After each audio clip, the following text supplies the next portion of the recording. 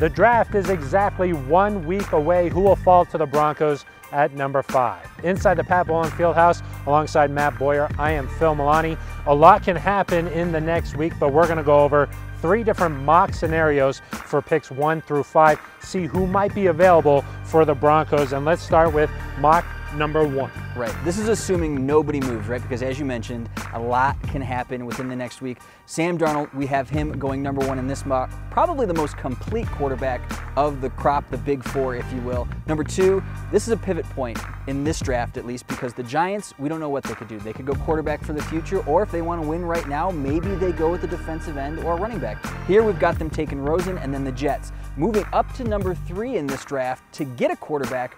Most likely they like Baker Mayfield. We've been hearing a lot about that in recent weeks, but the Jets definitely looking to take a quarterback. Yeah, we saw Baker Mayfield inside the Broncos facility earlier this week. A lot of buzz around Baker Mayfield. So quarterbacks go 1 through 3, and then Bradley Chubb at 4 to the Browns, and number 5 to the Broncos, Saquon Barkley. What a Rose Bowl performance he had against USC. He's the type of runner that can get outside with great elite speed, but can also run between the tackles.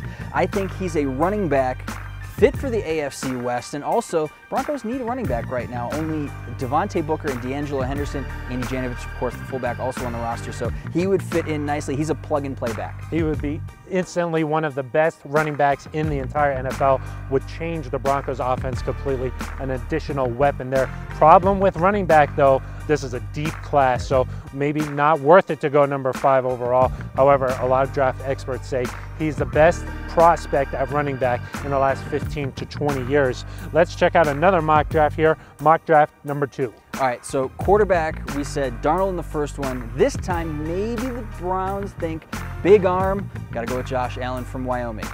The Giants, maybe now's the time to win. Maybe they're not planning for the future. They go Bradley Chubb, and then Darnold at 3. Again, a quarterback that is so complete, I don't think the Jets could pass him up if he's on the board. And then we see Saquon Barkley this time going to 4, so the Browns now have Allen and Barkley.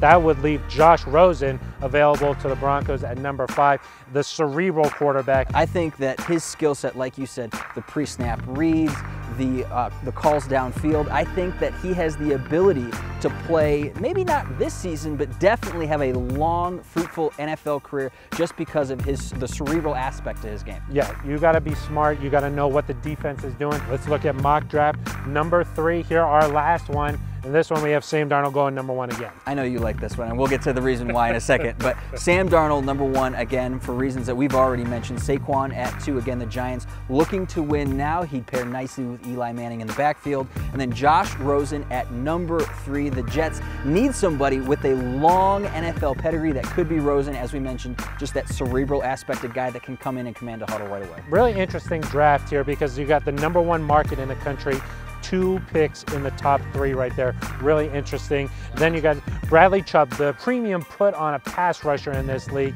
You can really see the Browns wanting to pair him up with Myles Garrett. And then for the Broncos, Baker Mayfield.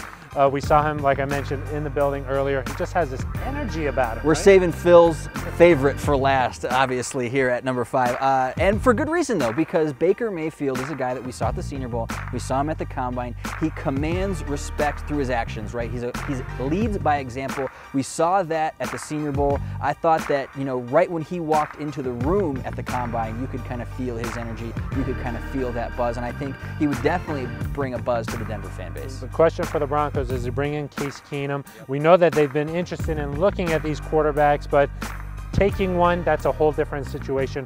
You just wonder what the Broncos are thinking at this point. Well, similar skill sets. We've talked about that in the past, right? Baker Mayfield, I think, has a very similar skill set to Case Keenum, and that's what you want in your backup quarterback.